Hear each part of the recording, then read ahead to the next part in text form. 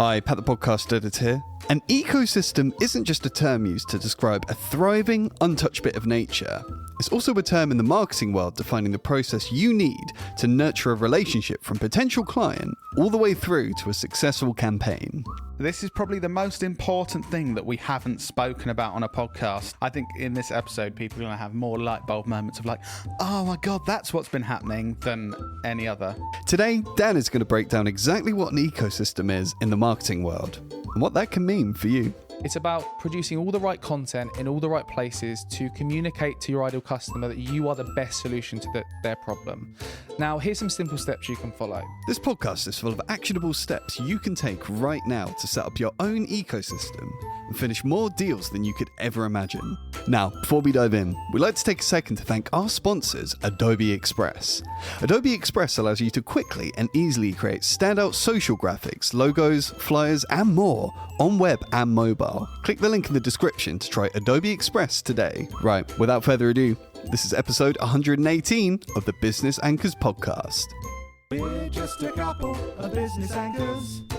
Welcome to the Business Anchors Podcast. This jingle is slightly too long.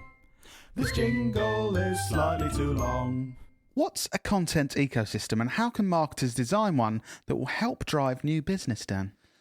Good question. A content ecosystem, the way I like to think about it is it's all about producing content in the right places at the right time to kind of hold the hand of your ideal customer and give them all the information they need to know that you're the best solution to their problem. I think this is an absolute secret ingredient for businesses.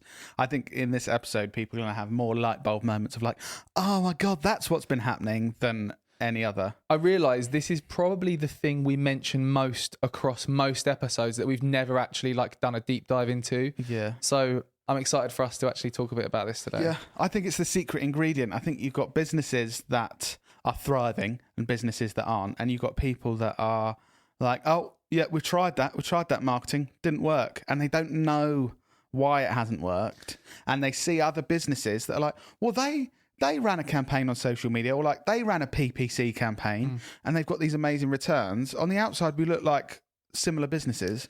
Why did we try that and invest £5,000, £10,000 or £100,000 into this and not get anything back? And I think we're going to tell you why. Yeah.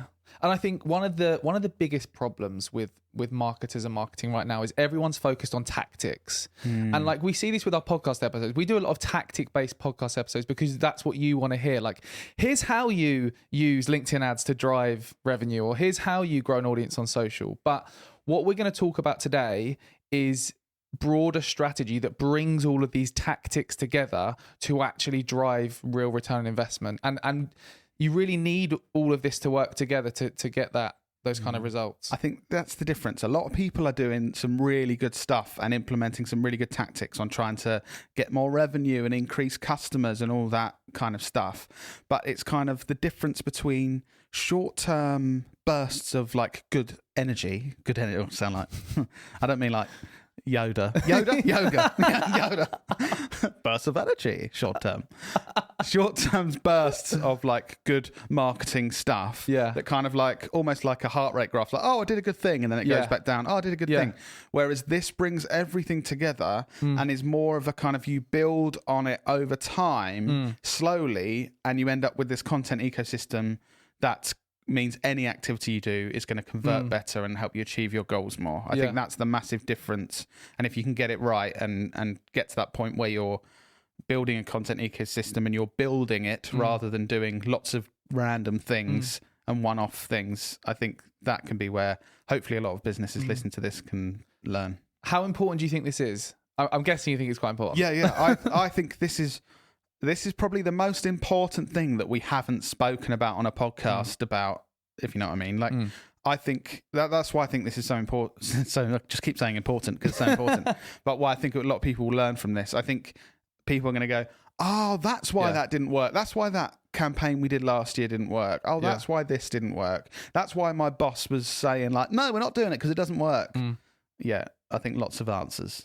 And so to try and dive into this a bit deeper, so on content ecosystem, the way you need to think about this is really focusing on your customer journey. So what your customer journey is the journey a potential customer goes on from not knowing who you are to having a problem that you could solve, to discovering that you could be an option to help them solve that problem, to then thinking, oh, actually, this is probably a company I'd like to work with to help solve this problem, to then becoming a customer. And there's a lot of steps along that journey that take someone from not knowing who you are to becoming a customer. And the way I like to think about the content ecosystem is thinking about that journey and thinking of all the different places that person goes to look for information to help guide their decision making. You need to show up in those places with the right information to really guide them to realize that you are that solution or the best solution. Yeah, and I think it's more important the bigger the buying decision is. So these short bursts of activity I mentioned before, if you're selling a product for £3, sometimes that one-off ad you put in front of someone will literally do the whole job and get someone to buy it. But the higher value the thing is you're trying to sell, whether it's a service within business that costs thousands or a higher end product that people are paying, £50, £100, £1,000, that's where this gets even more important, because they're not, well, very, very rarely are they going to see one ad and think, actually, I'm going to go with this company for this thing that's going to cost me £12,000 because this ad looks good. They're going to look at that ad and then they're going to look in lots of other places, or they're going to see an ad and think, well, I've seen these other things over the last 12 months to do with this business or these products, and that's meant that now I'm ready to make the decision and say, yeah, I'm going to work with them, or yes, I'm going to make this purchase. And that's where the content ecosystem comes into play to do exactly that. Yeah. So I want to try and make this better and more value adding. Can I go through a specific example of how we're using the content ecosystem? Oh, I've got a specific example as well. Okay. Yes, we can be very specific. Yeah. Yes. So Nice. I want to share with you, open the bonnet and share with you our complete content ecosystem to give you an idea of what we're doing and what's working for us as a company. So we actually break down the content ecosystem. Although there's lots of different steps in the customer journey, we break it down into 3 core parts, which we've spoken a lot about before, which is a traditional marketing funnel. So it's about building awareness, building trust, and driving action. And we segment the types of content we're creating in the different places into those 3 different stages. So can I give you some examples of the kind of things we're doing at the awareness stage give context? Hit me with the awareness. And I know we've said content ecosystem, but actually some of this is like in-person content and some of it is digital content. So let me give you some examples. Yeah.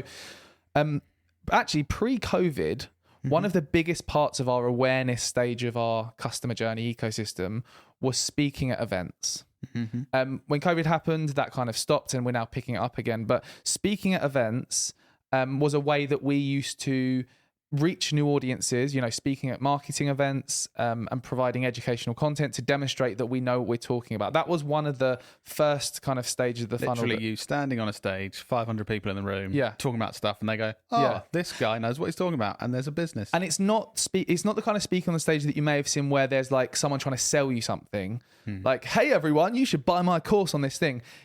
Our whole strategy was focused around doing the complete opposite of that and providing our best insights on the stage. The things that we've learned for running campaigns with some of the biggest brands in the world, all of those lessons we share in educational talks.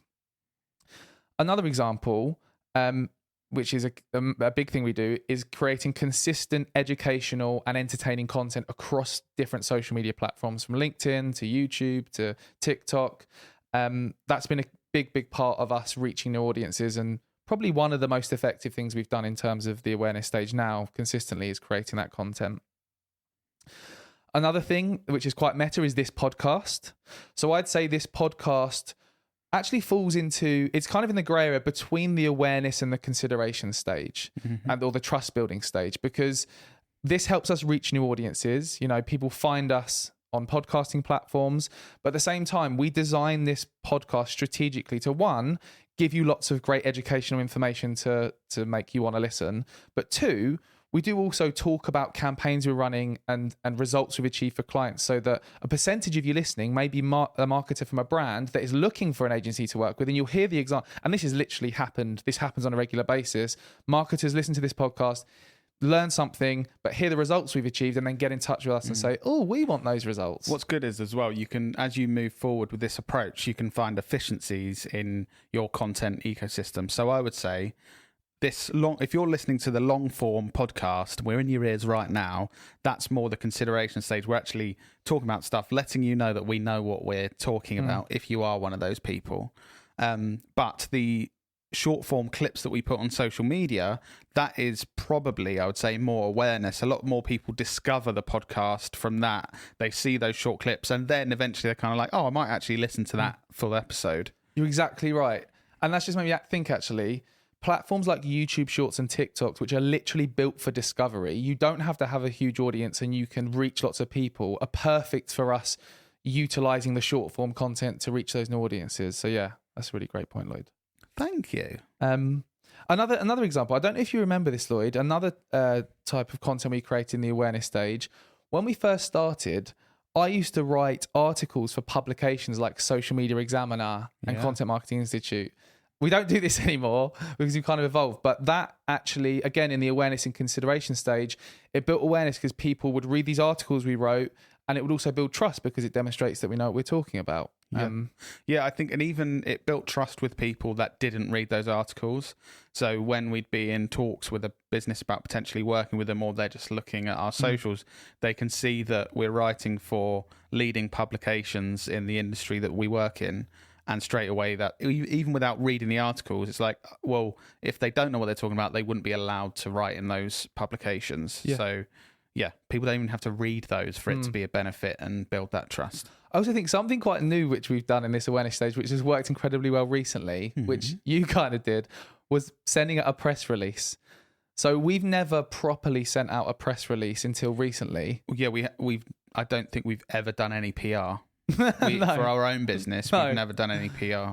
And we recently, we've been talking a lot more about our positive impact plan, and we've created a page on our website, and we wanted to kind of get that out there to the world and hopefully inspire other small businesses to start focusing on their impact on the planet and their people and that kind of thing. So you wrote a really detailed press release, and we actually got on TV and got on a local newspaper, which is... That's the point with this content ecosystem, though, I think. So our business has been going since 2016.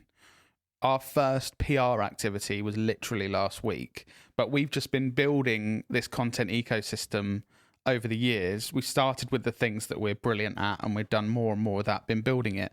And you can just constantly... when you've kind of mastered one thing and you've got a process, okay, now we've got this great stuff going out on social, we've got our email newsletter, we've got all this happening, and now we're experimenting with another thing to bolt onto that, another way to get people's attention and then take them through this journey. Also, I do just want to say, this may sound overwhelming what we're talking about, because I'm only a third of the way in to all the different things we're doing, and there's a lot there. But just to kind of reassure you, when we started, when it was just Lloyd and I in our parents' spare room or back room, whatever you want to call it, and we didn't have a lot of people to working for us, we were probably doing 2 or 3 of these things. Yeah. And then, like you said, Lloyd, over time, once you get good and you nail a certain platform, this evolves over time and you build on it. So don't get scared off that we're saying all these different things you should be doing. You can start with 1 or 2 of these and then build out from there. That's the whole thing. It's the thing about building this content ecosystem over time. So you'll just, over time, adding more bits onto it, more things that are going to persuade people to work with you as they see them. So if today you have nothing going on and you add one thing on, great. Or if you're a big brand and you think, well, we've got quite a good content ecosystem, but there's this gap here, let's start activity there and see how we can build onto it. But it's much better to have this long-term view than just doing these short-term things of like, okay, now I'm just going to do a pay-per-click campaign on Google. Right, I'll put £1,000 into that. Oh, didn't do anything. Okay, I'll stop that. On to the next thing. The long-term thinking of maybe you do that pay-per-click campaign at a much lower level for awareness over time, and then that gives you time and budget to work on something in the consideration stage, and you have a great video on your website that they're then going to see when they click on that link. And I'd say, as a rule of thumb, try and have at least 1 or 2 activities going on in each of these 3 stages of the customer journey, rather than just focusing on awareness or just focusing on building trust or just focusing on driving action. Try and spread what you're doing out across all of those sort of different areas. I feel like most businesses are either good at the awareness stage or the stages further down the funnel. So I feel like most businesses have that kind of pain point of, oh, we've got this great stuff to show people once they get in touch with us, and our conversion rate's really high, but we just don't get the eyes on our business and we don't get the people on our website. Or it's the other way, and people are like really good on social, or they're really good with video content, or have a big podcast that gets loads of eyes on. They're like, I've got this got this attention from the people I want it from, but no one's converting. And I think it's fitting all this together that fills those gaps that will make a massive difference. And that segues nicely on to the next stage, which is the building trust stage. So like Lloyd said, it's really important to have the awareness, but you also need to be doing the right things to build trust. So to try and give some examples of the things we're doing that really help us. So this is really the stage where you want to be demonstrating that you deliver on your promises. You want to be providing credibility and building trust with your audience. So one of the best ways we do this is through the case studies on our website. So this is real life examples of us working with really credible brands, demonstrating the results we've achieved. And then those case studies on the website, we also repurpose into videos on social media, into image posts for Insta and that kind of thing. And one of our most effective ones, Lloyd has actually done a run through of some of our campaigns, you know, like the ones you've done where you're on video talking through, this is how we did this. And, yes. Which have worked really well. But any kind of case studies demonstrating that you deliver on your promises is a really great. And so this case study stuff, by the way, some people just do that and they try and use that for awareness. The point is, the first point of contact with people, they probably don't care about this stuff Dan's talking about. And that's why it's really important that you have the awareness stuff. And then that drives people to look at this trust building stuff when they're ready and when they're actually thinking about working with you or they're interested in what you do. And so it's really important that it's in the right place in the kind of customer journey. Yeah. Another one which is really important, we're actually doing a whole podcast episode which is around relationship building, which will be next week, but building strategic partnerships with the right people. So over the years, we've realized how vital and how important it is to have people who are on your team recommending you. So to give you some examples, over the years, we've built really strong relationships with other marketing agency owners who maybe focus on a different area of marketing like SEO or that kind of thing, who actually actively recommend us. One of our longest standing clients who has spent a significant amount of money with us came recommended 5 years ago from another agency who we'd built a relationship with. So it just goes to show how powerful actually building these and it really needs to be, the relationship needs to go both ways. So you don't just need to think of this like, what can I take from these relationships? You know, who can I build a relationship that's going to send me loads of work? You need to be thinking, how can that be mutually beneficial and genuinely as well? Yeah. Like we've been offered, I've lost count of how many agency partnership things we've been offered where it's like, okay, so we'll have an agreement and we give you 10% of like kickback referral fee if you do this and stuff, and we could have made more money by referring to these agencies that were offering to pay us for the referrals and stuff. But I'm really happy with our long-term mindset. We've always kind of said, no, we will do that, have those relationships with the people that we think are genuinely really good and not the people that might make us some money in the short term. And that's really paid off in the long term the other way. Yeah. And it's also not just other agency owners. Like there's other people in the business and marketing space where, and I'm trying to think like, how do we form these relationships? So going to things like events, like in person is a great way to really form strong relationships. I think we've really made an effort to make sure we're regularly going to different types of events and meeting the right kinds of people to ensure we're doing that. Another thing is forming strategic partnerships with other like credible brands. So for example, Adobe Express obviously sponsor this podcast. And you know, it's great for us. We've been using Adobe products for years and we're kind of talking about it anyway, but to have them support us is a kind of another thing that's boosting our credibility. So really think about what brands are there in your industry that you could potentially partner with. You know, think about what are the tools or the brands that you actually use every day.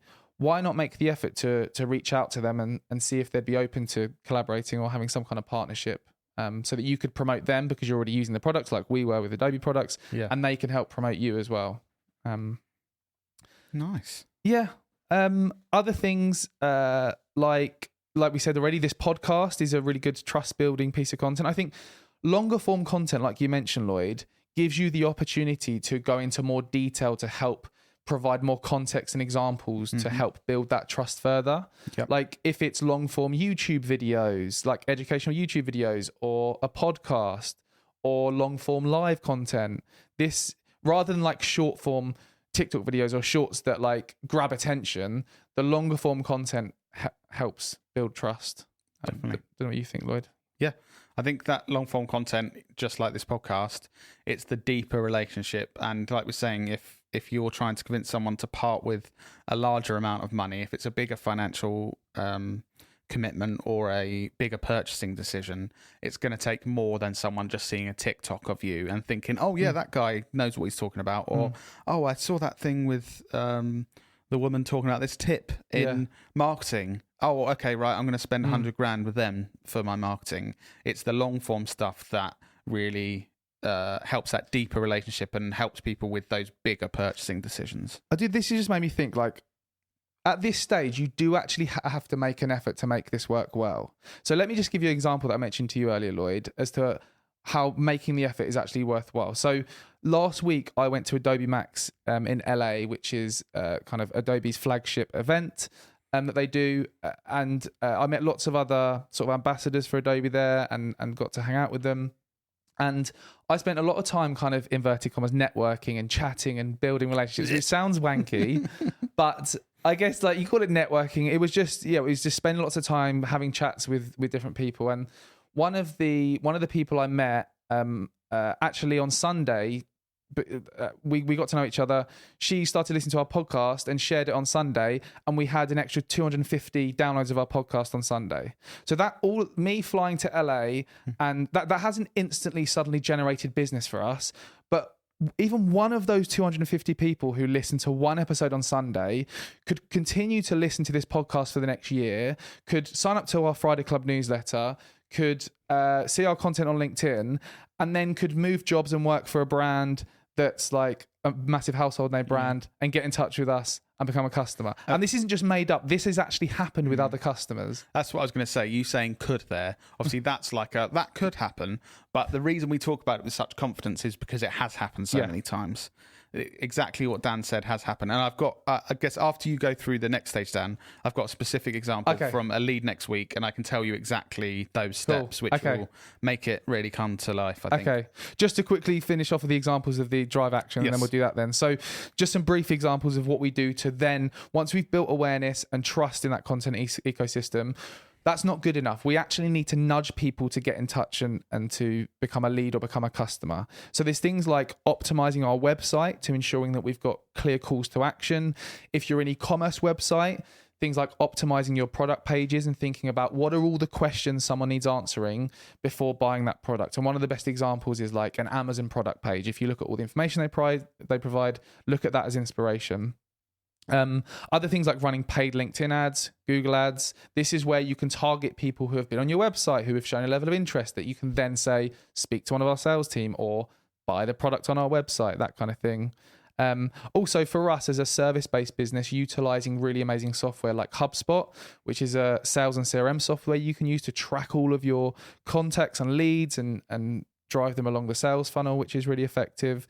And another thing that's been super effective for us is the LinkedIn video outreach strategy that we use, that we've done a previous episode on this, where we, on a weekly basis, I send outreach videos to people who are in our target market who have shown an interest in working with us. And that really helps drive leads and sales calls that turn into new business.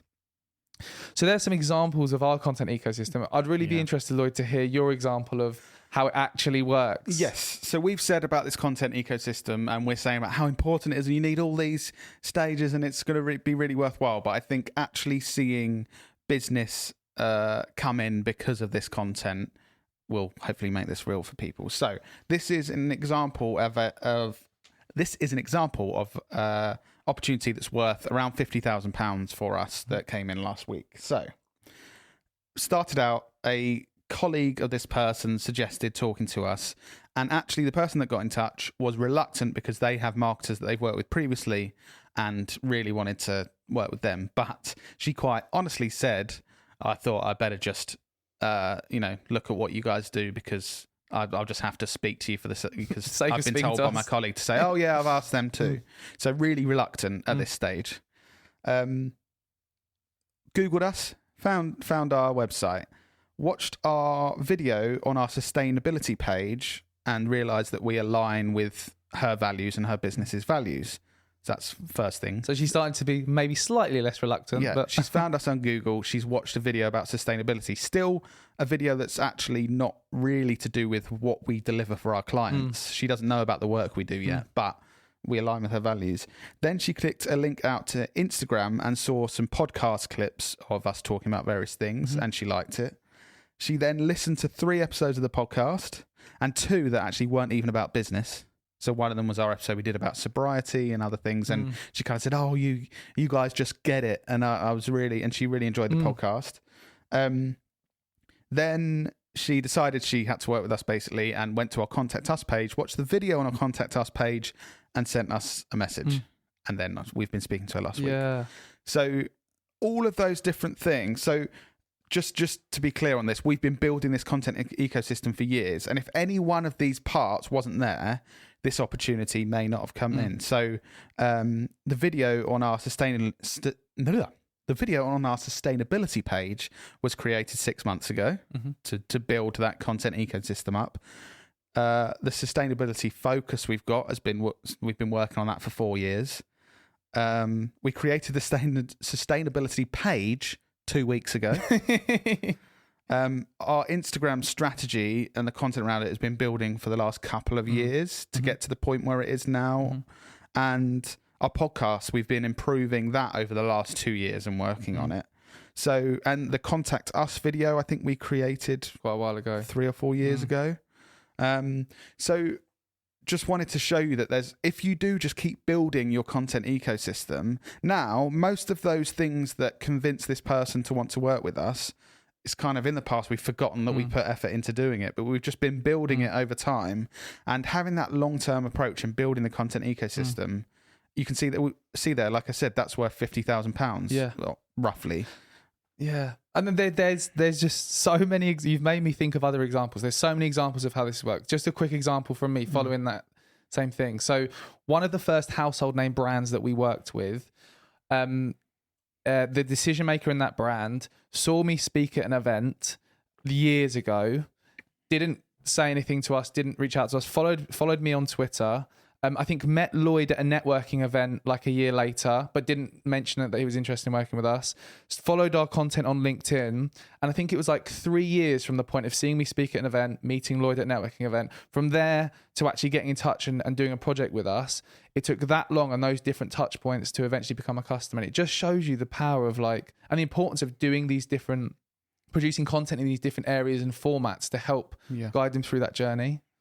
Because each of these videos or sort of website pages we created or content, they were all kind of, each of them is a small project. A few people or a couple of people worked on for a week or a couple of days, and then that's kind of done. Okay, on to the next thing. But they all build to the point where you can get bigger and bigger opportunities because you're reaching people in more and more places with the right messaging. And I think if you're listening to this and you're either employed by a business or brand and you kind of want to progress within that role and you want to get promoted and stuff, have that kind of, right, over the next 2 years, what do I need to build? What are we missing in this customer journey to build this content ecosystem out? Because I know if I work hard and make this stuff happen over the next couple of years, we're going to fill those gaps and our sales are going to go up. Everything's going to go up basically because we're hitting people in the right place with the right messaging. Whereas at the moment, there could be one missing piece. So say, for example, like I said, our sustainability page only went live 2 weeks ago, even though we've been working on our positive impact plan and our carbon offsetting and reducing carbon emissions for years. If that wasn't there on the website last week, I'm not sure this person would have got in touch just because that was the first thing she went for and was like, oh, wow, we're really aligned here. if that wasn't there, something we did 2 weeks ago that we took action on to build our content ecosystem, we would have lost a £50,000 opportunity. Yeah. So you need to fill those gaps over time, and you'll make sure you're not losing out on those opportunities. And I think it would be good to sort of end the podcast on some actionable steps and actionable things that, because I think we've spoken a lot about examples and how it can all work in the context. Shall we talk through, if someone's listening thinking, right, I want a bloody content ecosystem that's going to be well good. Yeah. What shall I do? Yeah. Should we talk through some of those steps? Yeah. Okay. Do you want to start, or shall I start then? You can start. Okay. I've got a step. Okay. Well, I suppose it's more of an overarching thought before we get into the steps, but having the long-term mindset rather than short-term straight away. I spoke about either working with these short-term bursts of energy and marketing, then giving up on that, trying something else, or just building this content ecosystem over time and improving over time. I think before you start anything, that's a really good mindset to have. Think of yourself in a year's time, or your business in 2 years' time, and what you need, and just think, okay, well, this month I'm going to work on filling that gap. Rather than trying to get sales quickly this month by doing something, let's work on that part, and I know that's going to be there for the next few years, and I can build on that. It's the strategy, not just tactics piece that we spoke about at the start. Exactly. Focus on that broader strategy that brings all the tactics together. Yeah. Cool. So I'd say from my thoughts, once you've got that mindset, there's a few kind of key things that you need to focus on. One, mapping out your customer journey. Literally get a pen and paper and think about what's the journey your customers go on from not knowing who you are to becoming a customer. Do they search on Google to find the solution to the problem? Or do they look for recommendations from their network? Or do they post on social media? Think about what that customer journey looks like. And once you understand... I was going to say, can I just add to that point, and then this is my part of the done, Dan. I think in addition to mapping out the customer journey, I think you should be mapping out what you want to communicate to the world. So throughout this whole content ecosystem, you know that, okay, this is what we need people to understand about us, and you can look at that whole funnel and think, okay, what are we communicating there? Are we communicating that... for us, an example would be we communicate we're the most creative agency. We communicate that we focus on having a positive impact on our people, our customers, and the planet, that we're fun, we're knowledgeable, and we work with some of the biggest brands in the world. You hearing that might be like, oh yeah, you do mention that stuff, and it's like, oh that's yeah, strategic. I've seen that. So that's not by chance. We focus on those things, and with you, it could be. We're the only place that you can get this qualification. That's something really important people have to know. Or we've been going for 60 years, so it's that credibility point. Or our CEO is the most knowledgeable person about these gas cylinders in the world. Whatever those things are, it doesn't have to be similar to ours. Whatever those things are, so that you know the customer journey, you know what you need to fit in to those points. Yeah. And then you can go on to the rest of Dan's steps that he'll go into. So mindset, like having the right long-term mindset, focusing on what you want to communicate to the outside world, mapping out your customer journey of like the stages someone goes through to not knowing you to becoming a customer. Then the next stage after that would be writing down the platforms and channels that people use to find the information they need at each of those stages of the customer journey. So like I mentioned, if the first stage of their customer journey is looking on Google, you know that like using Google, like SEO optimizing your website is important to be found at that stage. So write down the platforms and places people go for each of those stages. The next one would be to categorize each stage of that journey, what types of content you need to be creating at each of those stages. So is it awareness types of content, or is it trust building content, or is it content that needs to drive action? Because to make this effective, you don't just need to understand the customer journey and be creating the content in the right places. That content needs to fulfill the need the customer is looking for in each of those stages. So if they're looking to build trust, you should be creating case studies and showing evidence that you can deliver on your promises and that kind of thing.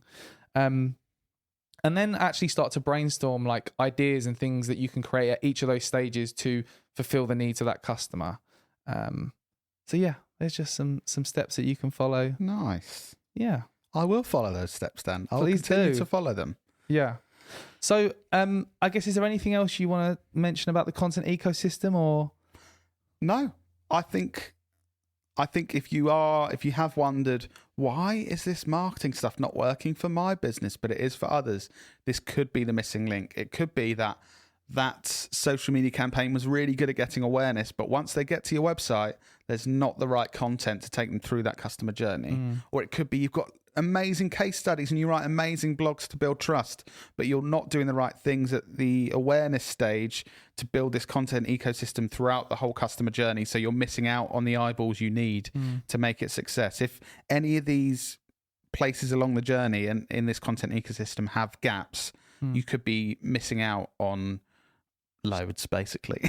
Something that could actually be quite good, just thinking about it, would be to do some kind of audit, or like speak to potential customers, or speak to your target market and make them go through that kind of process and ask them questions about, you actually make them go on your website and say to them, if you're considering working with us, what things would or wouldn't make you want to work with us? Well, you can start by doing that yourself as well. It won't be as effective, but that's something you can do really easily. Look at this and be like, well, how would anyone actually know about us in the first place? And you might be like, oh, this, and this. Or you might be like, God, it'd be very hard to find out anything about us. We've got a lot of work to do. Yeah. And then the next stage would be, okay, if I knew what we did, where are we building trust? Like, does our website do its job?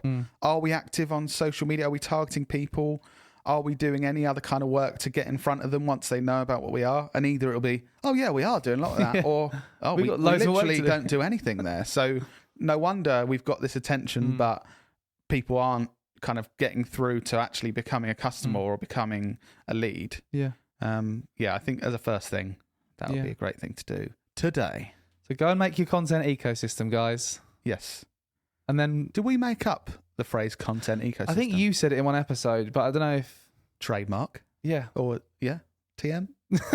Content ecosystem TM. Lloyd Knowlton. And then we'll see you in your ears next week.